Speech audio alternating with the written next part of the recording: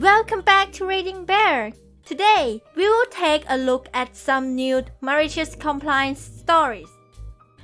And if you enjoyed my content, please don't forget to subscribe to my channel and post some bear emojis in the comments. Let's go! The first one is titled, Greybeard Trucker Just Wants a Place to Sleep in His Rig. So this just happened a few hours ago. Here's the setup. I work as a service writer for the service department of a semi-truck dealership located at a highway exit where there are many such dealerships and truck stops. As such, we have a policy that trucks can only be parked in our front lot for an hour, and there is no overnight parking. This is very clearly posted. Our participants are me, my grumpy old retired US Marine co-worker we'll call Thomas, and the slick grey-beard truck driver we'll call Don. Something I should share about Thomas is that he loves to chase off trucks that park too long on our lot. So, I didn't even take notice when Thomas went to tell off yet another driver. This time was different though. This time the driver didn't just leave. Instead he comes in with Thomas in tow behind him walking right at me. Now Thomas has been with the company about 20 years. I'm new by comparison.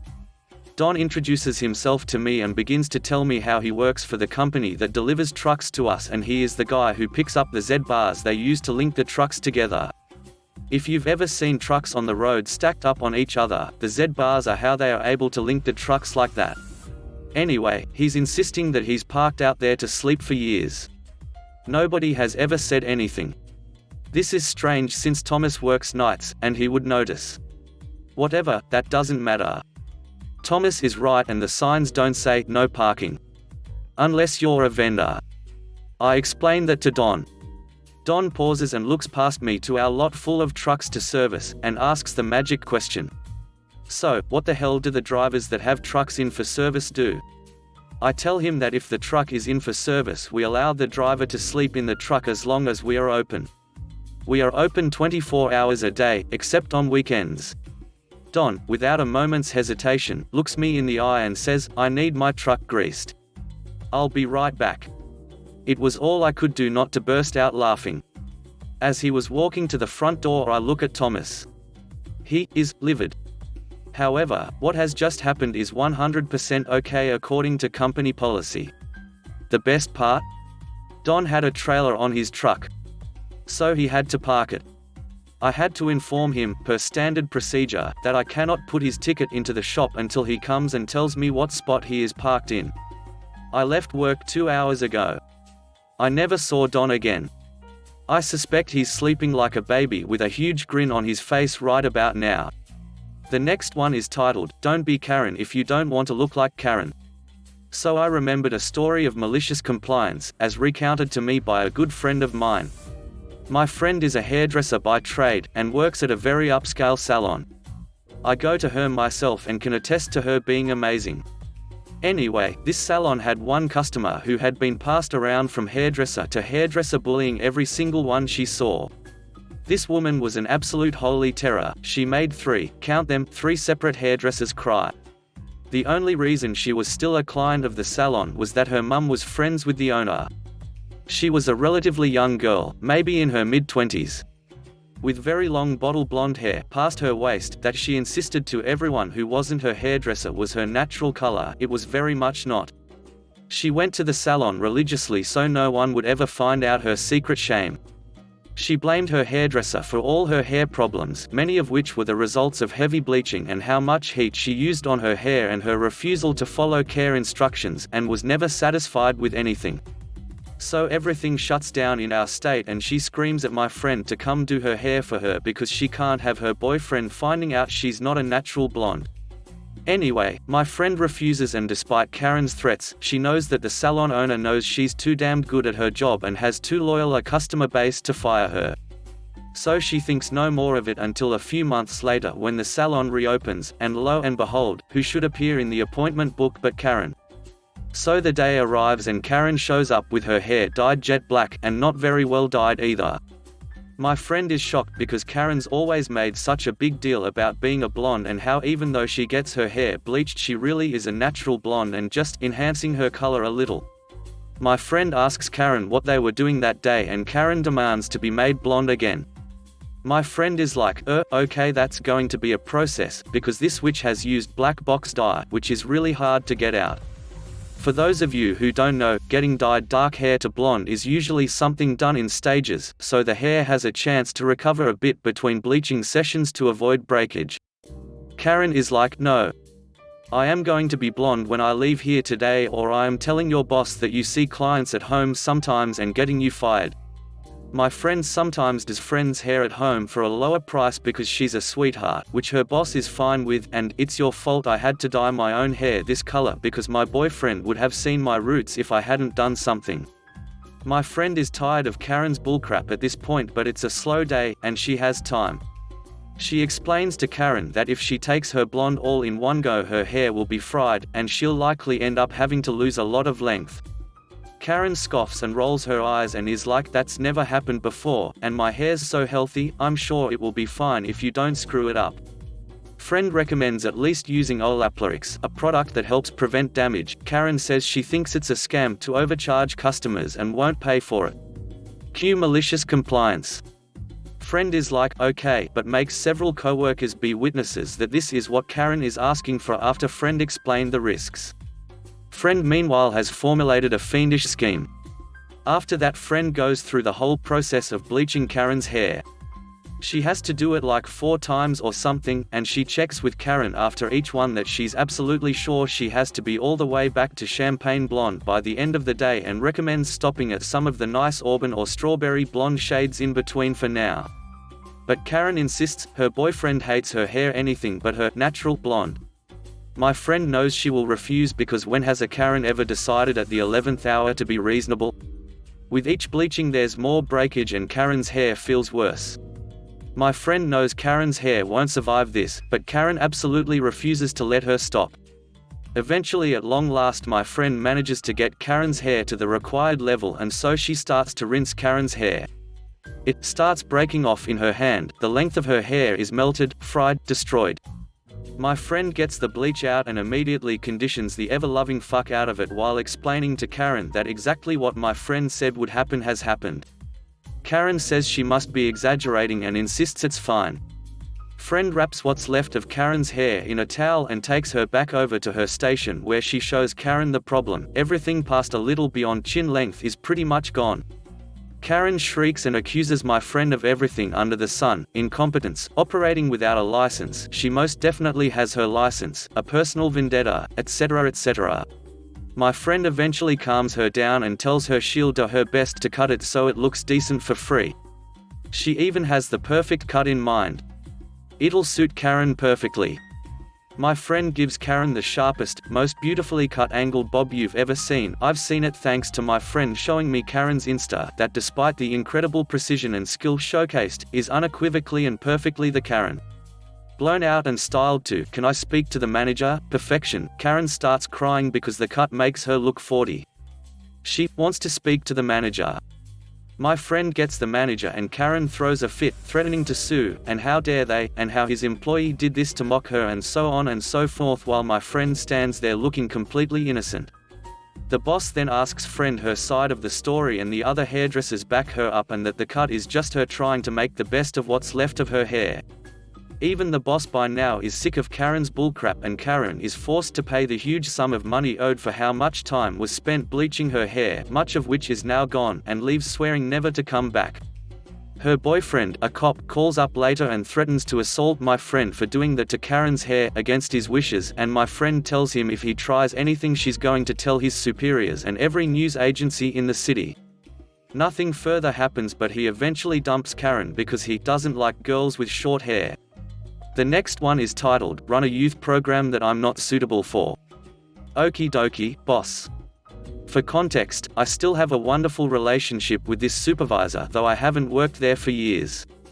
Behind closed doors, this workplace operated on very direct communication, and was truly the closest thing to operating like a family I've experienced positively in a workplace.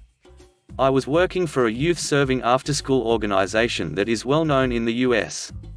We were located in a rough community that had mostly POC. My job was primarily to facilitate teen programs, or delegate facilitation where appropriate, schedule teen room staff, provide homework help, and mediate conflicts. This organization was funded through hundreds of grants, many of which required us to have a certain number of youth attend a program a certain number of times. All about quantity, less focused on quality. But it did keep the place running. One day, boss called me, Mike, into his office. He asked me to run a program called Passport to Manhood today with at least 15 teen boys to secure funding. The second and final program would take place next week. I told him that I disagreed with the premise of the program and thought it should be called Passport to Adulthood, and B, I was definitely not the right staff member to demonstrate what manhood meant in this community. I pointed out that we had plenty of adults available that would be appropriate, such as the basketball coach or a hard-working dad that volunteered the same day. But boss said, do your Mike thing and make it work. Apparently my Mike thing meant being creative, thinking outside of the box, and getting results. Keep in mind, I'm a lanky, long-haired, glasses-wearing white guy with a degree in philosophy and the occasional nail polish on my fingers. I was a good mentor for those teens in many ways, but I came nowhere near what their community considered manly. I already know that this mentality will be a point of contention in the comments, so please don't fixate on this unless you've really worked in one of these communities. It's a complex issue with no simple solution. Enter MC. I immediately took all of the little workbooks shaped like passports for the program and crossed out and replaced all of the gendered language. Men should, adults should, etc. The program required a talking piece to be passed around so only one person at a time could speak. I picked out my favorite stuffed animal, a unicorn, from the 5 to 8-year-old space. I also had to do it for 45 minutes, and the only time that could work that day was during teen open gym. I went and closed off the gym for all the boys, and slotted that hour as a girls only time. Side note, the girls were stoked. Now that all of the teenage boys were relegated to the teen room and had an hour of their basketball time cancelled, I began the program. I followed the curriculum as best I could, and we all hashed out our stories about manhood, respect, and expectations. Half of the teens didn't participate, but at least sat quietly the whole time. I then offered a free item from the concession stand for the first 2 teens to submit an in-person review to my boss that was permitted in the curriculum. 2 of them immediately took me up on it and informed boss of how much it sucked. About 10 minutes after finishing the program, boss called me in. He was laughing his butt off. Okay, Professor Mike, you win. The basketball coach will do it next week. Now get the hell out of my office, you son of a witch. He laughed the whole time as I made my way out. Apparently the teens let him have it. Coach ran it the next week, and he did a great job. The teens said they looked forward to doing it again next semester, albeit with him in charge. The next one is titled, I have to use the rest of my vacation time by the end of the year to prevent critical understaffing issues? Okay then. I'm an analytical chemist in the petroleum industry. I'm attached to a refining pilot plant where we test products related to refining. The data I produce supports various other groups. My lab is staffed by me, senior chemist, and a temp contractor lab tech, minion. The minion does a lot of the day-to-day work with the basic analyses as well as some regular tasks for my boss. I do maintenance, repairs, method development, special project planning, as well as the more advanced analyses where there's more nuance in the data processing. Due to the global pandemic, an edict came from high up in the corporate pantheon that we weren't allowed to carry over any vacation time this year. I'm usually allowed to carry over 5 days. I guess they are worried about people banking up too much time and leaving various groups critically understaffed when too many people take vacation time at once, never mind that vacation time has to be approved. This being America with LAX labor protections, this is all perfectly legal. Suck it, Europeans. We've got the freedom to be taken advantage of by our corporate overlords. My boss emailed me and said I had 5.5 days left and she's been told to tell me to use it or lose it. I look at our holiday schedule and figure out that strategic use of vacation and holiday time means I can take 2 consecutive weeks off. I told my boss this and she said, well, if they didn't want you to use it all at once, they shouldn't force you to use it all at once. She approved my plan. So, the lab will be critically understaffed for 2 weeks, what they were trying to avoid because I am doing what I was told. The R&D and tech service groups are going to be wanting the analytical results from the pilot plant to crunch on while working from home, since they were required to use up their vacation time, as well.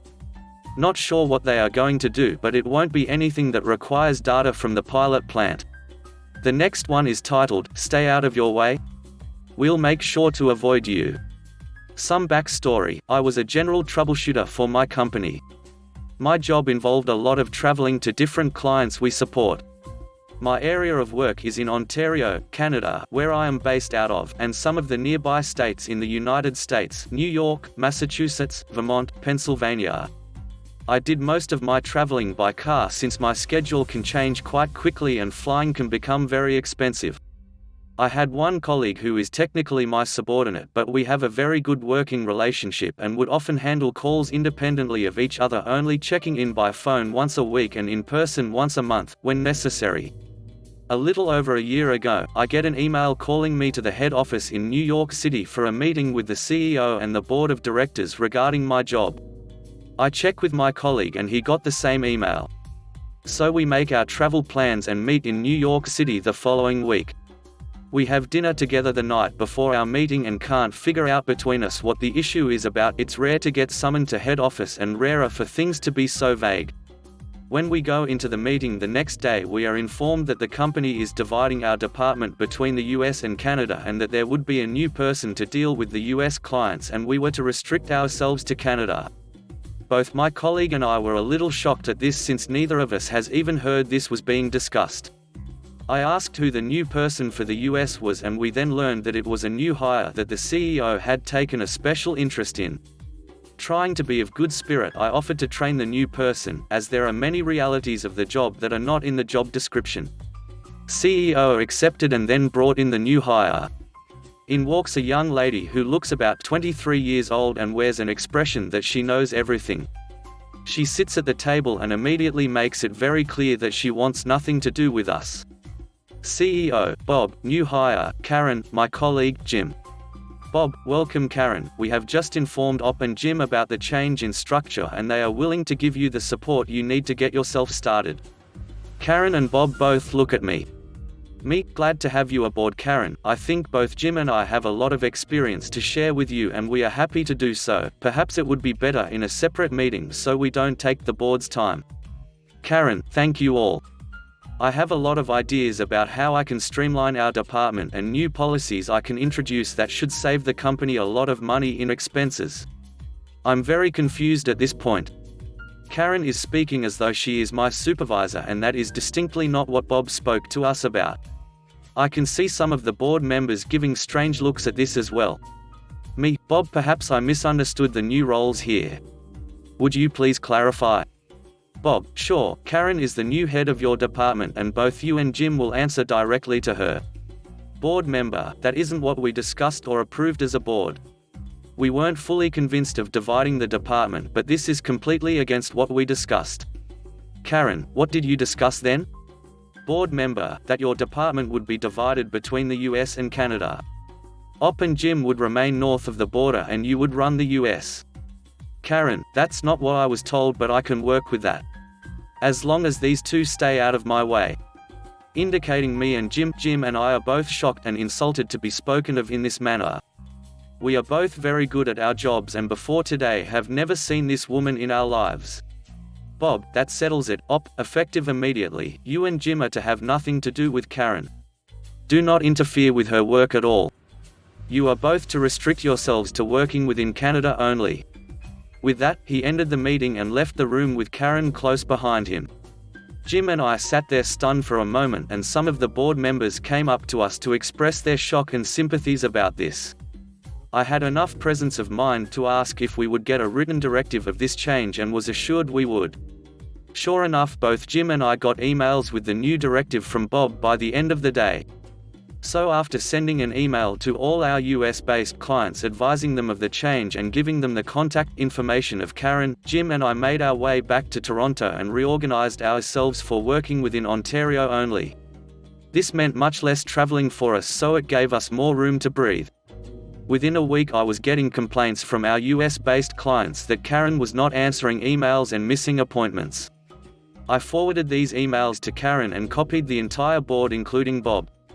Another week later I get a phone call from Karen who sounds frantic but will not admit she needs help. She makes pleasant conversation and then asks how I would handle a particular type of situation. I tell her I'm really not interested in discussing work as that might be seen as interfering in her work. Later that evening I get a call from Jim telling me he had the same conversation with Karen and handled it the same way. By the end of that month, I get a call from Bob asking if I will take over the entire department again. I politely tell him no since I didn't want to interfere with Karen and her role. For the next 3 months, I'm getting emails and phone calls from US clients asking if they can have me back as their contact. This confirms an idea that had been in my head. Jim and I had actually grown our client base in Ontario since restricting ourselves here. So I had lunch with Jim one day and asked him if he wanted to go into businesses with me as partners starting our own consulting firm. We couldn't provide everything our current company provided, but we could provide a high degree of professionalism for our specific field, and it seemed we had a ready-made client base. By the end of the lunch, he was on board and we started the necessary steps to get ourselves set up. As soon as we were clear, we both submitted our resignations with explanations of why. The next time clients contacted us, we told them we no longer worked for the company. When they asked if we still worked in the field, we told them we had established our own firm and what services we offered. A month later, we had 60% of our US clients on board, and since the former company had no Canadian support at all, we had 80% of the Canadian clients. Within 2 months, we had 80% of the US and 90% of the Canadian clients. In the years since that time, our new company has grown enough that we have hired 7 new consultants. Jim and I find ourselves doing more office work than road work, and a lot of client courting. Our old company has had to stop offering the in-person troubleshooting, what our department did, and Bob was fired by the board. No idea what happened to Karen. The next one is titled, I'm going to throw up. So, I was always a super picky eater as a child. By picky eater, I mean, I literally wouldn't eat. My parents would spend hours with me at the table just trying to get me to open my mouth, and I absolutely wouldn't. By the time I was 6, 7, by which I'd largely grown out of this particular extreme, there were still things I would absolutely refuse to eat. My parents would try and pull the "if you don't finish your food you can't get up from the table" trick, but I'd say, fine, and sit at the table for hours until they gave in. No phone, no TV, no anything. Just me, some vegetables and a set of exhausted parents. This isn't the malicious compliance, but it's important that you know I was apparently totally capable of just saying no and sticking to my guns. Fast forward to a school trip. It's lunchtime and on offer, sandwiches. A couple of kids have cheese and onion sandwiches, but the rest of us are being offered, insanely, pâté sandwiches. Now, I think this is a crazy thing to feed a group of 46-year-olds, but clearly the school didn't agree. Anyway, I ask if I can have a cheese and onion sandwich and I'm told that no, I can't, because I had to sign up for the vegetarian option in advance. Now, at this age, I have no idea what pâté is, but I can see it and smell it, and I know it's not happening. I ask again for some cheese and onion sandwiches, and I'm told there's none left and I'm going to have to eat the other kind. I was an absolute model student up until the age of, 16, but there was this one teacher, duck you, Mrs. Harris, who absolutely hated me regardless. Think, how dare you write in cursive when I haven't taught you cursive yet? She seized upon this opportunity, telling me not to be picky and saying I was holding everyone up and that I should just eat the sandwich. I'm poking this thing and the texture was totally freaking me out, my biggest issue with most foods, so I ask if I can just skip lunch. She says no, absolutely not, I have to eat and I have to eat that sandwich. I tell her that I'm not trying to be fussy, but that if I try and eat that sandwich I am 100% going to throw up. Mrs. Harris tells me to stop being dramatic. I'm not going to throw up, I'm just a picky eater and I need to get over it. At this point, I'm thinking, you know what? Fine, this isn't actually my problem, I'm the child here. So, I bite into the sandwich, and not 15 seconds later, I'm throwing up everywhere, no shit. Clearly Mrs. Harris was not expecting this and she has no idea how to react. A bunch of the other teachers come over to check that everything is okay, and she tries to explain to them what happened. Anyway, they end up having to call my parents, as was the throwing up protocol, and they're obviously like, "Why the duck did you force feed our child a lukewarm pate sandwich?" In the end, they broke out the crisps and an apple because, unsurprisingly, there were things to eat other than meat paste in bread, and Mrs. Harris gave me a wide berth for a good few weeks, until I put some dead worms in a girl's drawer for making racist comments, but that's another story. Thanks for listening.